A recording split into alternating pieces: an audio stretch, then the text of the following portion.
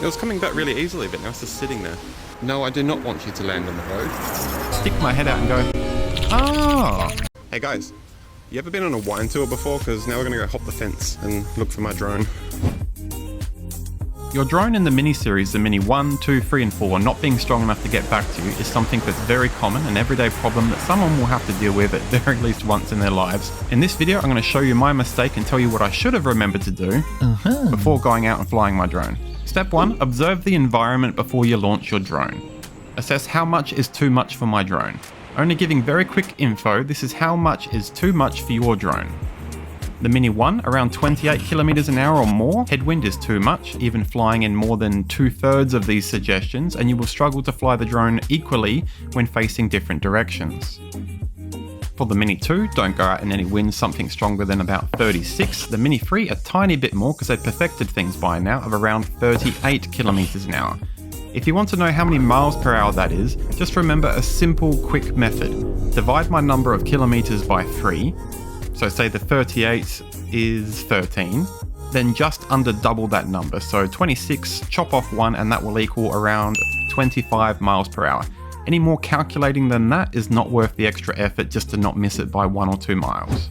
The Mini 1 is the best beginner drone by far, the best value for money, but it's very weak to winds, and I'd recommend to all my friends to buy it for their first cheap but amazing quality learner drone, but just don't really fly it in nearly any wind at all.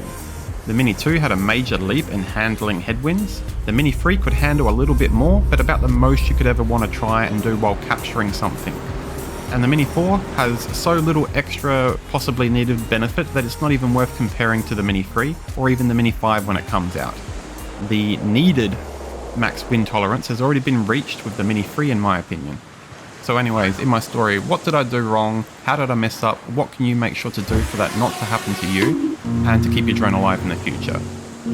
Well, pretty much was an awesome summer weekend. I'd gone out water skiing with myself and half a dozen of my friends. I had a little bit too much fun, if you know what I mean. Driving the boat and water skiing, I was overly confident, and on our way home, for pretty much no reason at all, in heavy winds developing, I said, let's jump out of our car, hop over a private fence, run up to the top of a grassy hill, and just start flying my cool toy, this Mini 3, spontaneously.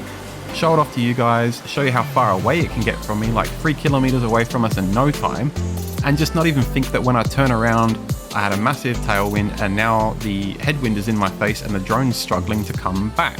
A bit embarrassing. Maybe I should have thought before I launched as usual. Just too much fun that day. The guys said to me pretty much as soon as I started flying the drone, isn't it too windy?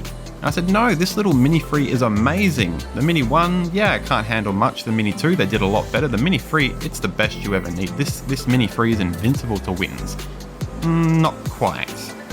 I got the 3 kilometers away from me really easy, as you can see in this video, and it got back pretty easy, and the wind picked up to probably something like 40 kilometers an hour once the drone was getting back to this hill, because the hill that I was standing on was greatly capturing the wind behind me and giving the drone a very strong headwind. You'll see now in the video, which I'll try and coordinate with what I'm gas bagging about, once the drone gets up to about the 200 meter mark, this is when I just start to hit a brick wall. It was coming back really easily, but now it's just sitting there. So it was just hovering on the spot. I stood there for about 2 minutes trying to yell and scream at my drone to get it just to travel 4 more meters. If you look at the video here, you can see, look, that's all I needed. I'm so close to not landing on this highway. All I need is 4 more meters and I'll land here in the wine field. No, I do not want you to land on the road. So I decided to spin around and whoosh, you just see this drone take off and instantly it's launching, and I said, alright, I've got to land on the other side of the road. And I put the drone down quickly as I can, and I'm not going to show you how messy it was because it's embarrassing. I'll just show the last little bit how I pretty much trimmed the hedges just before the drone landed. Hey guys, you ever been on a wine tour before? Because now we're going to go hop the fence and look for my drone. So now in conclusion, how much wind is too much wind?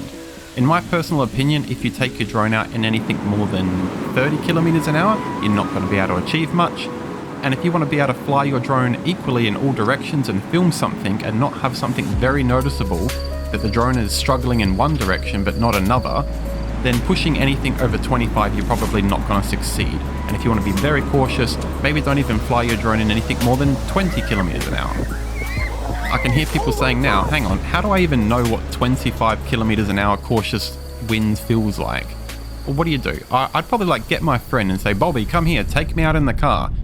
And can you drive 25 kilometers an hour in this 60 zone on our public road and just hope no one honks the horn at you? Bobby would be like, I've got no idea what you're doing. I'd just roll down his window, stick my head out and go, oh, that's what 25 kilometers an hour headwind feels like. Then I'd quickly get him to drive me back to where I'm flying my drone and try and memorize what that feeling of 25 kilometer an hour headwind on my face feels like. If this video has been helpful to you, could you please reward me with clicking on that like button and maybe even subscribing to my YouTube channel? See you next time. Bye. Action Dan, the greatest hero of them all.